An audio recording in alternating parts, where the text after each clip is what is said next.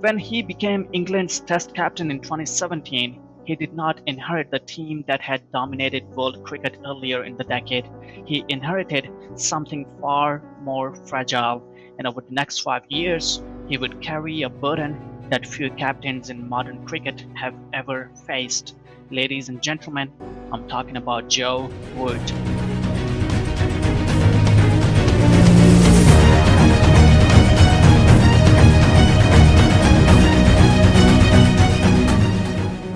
He scored more runs than almost anyone else in the world, and yet, week after week, series after series, his team kept losing.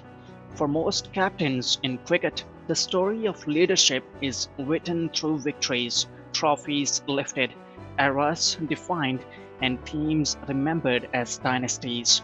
The names of great captains echo through the history of the game because their teams conquered everything in front of them.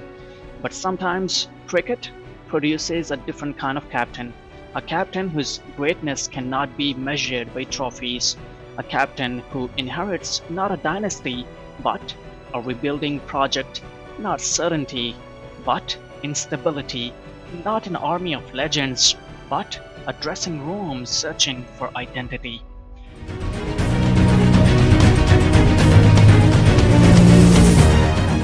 He did not arrive with the physical dominance of fast bowlers or the explosive aura of power hitters.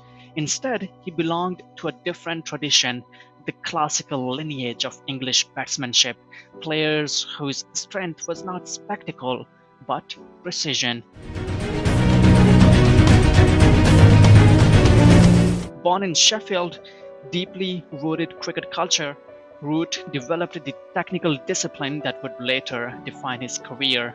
The county system forged him in the demanding environment of English domestic cricket, where patience, technique, and resilience were valued above everything else. When he made his Test debut for England in 2012 during a tour of India, few could have predicted just how important he would become to the future of English cricket. But it did not take long for the signs to appear. His batting was composed beyond his years, his balance at the crease, his judgment outside the off stump, and his ability to adapt to different conditions quickly separated him from many of his contemporaries. Within a few seasons, he had established himself as one of the most reliable batsmen in English lineup, and by the mid 2010s, a quiet consensus had begun to form across the cricket world. England had found its next great batsman. In 2017, England made the decision that would define the next chapter of his career. At just 26 years old, Root was appointed captain of England Test team. The appointment seemed logical. He was England's best batsman, widely respected in the dressing room and known for his calm temperament. In many ways, he represented the modern image of English cricket, intelligent, composed, and technically exceptional. But captaincy in international cricket is rarely as simple as it seems. Some captains inherit a team already operating at the height of their powers. They step into dressing rooms filled with experienced match winners and established leaders. Others inherit teams standing at the edge of transition. Root's England belonged firmly to the second category. The team that had once dominated Test rankings earlier in the decade was beginning to change. Key players from that successful era were nearing retirement or losing form. The batting lineup that once appeared stable now looked increasingly uncertain, and England's long-standing problem away from home, particularly in Asia and Australia, remained unresolved. The task facing Joe Root was not simply to captain England, it was to rebuild their cricket. If one year captures the strange paradox of his captaincy, it is 2021. Statistically, it was one of the most remarkable individual batting performances ever recorded by an England player. Of 1,708 Test runs, the third highest total ever achieved by a batsman in a single year of Test cricket. Century followed century. India, Sri Lanka, Australia. Regardless of opposition or conditions, he kept scoring. His batting displayed a level of consistency and control rarely seen in modern cricket. Yet, while his numbers soared to historic heights, England's results told a completely different story. The batting lineup around him repeatedly collapsed, partnerships dissolved quickly, matches slipped away despite moments of individual brilliance.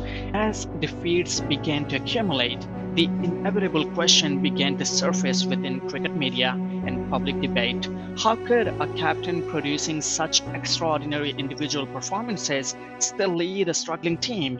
For critics, the answer appeared obvious. Joe Root, they argued, was a magnificent batsman, but perhaps not a great captain. But leadership and support cannot be understood through statistics alone. Root's captaincy unfolded during one of the most disruptive periods in modern cricket.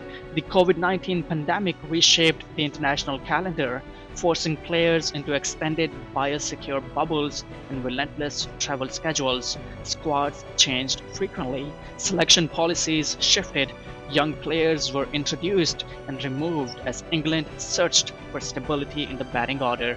At times, it appeared as though his role extended beyond captaincy itself. He was England's best batsman, the most consistent run scorer, and often their last line of resistance. Match after match, he walked out to bat knowing that the expectations placed upon him were enormous, and yet, through all of it, he rarely responded with frustration or confrontation. He simply continued doing what he had always done, batting, leading, trying to hold the structure together. In April 2022, he stepped down as England's Test captain after 5 years in the role. For some observers, the decision marked the end of a captaincy defined by missed opportunities and inconsistent results, but history rarely settles for simple conclusions.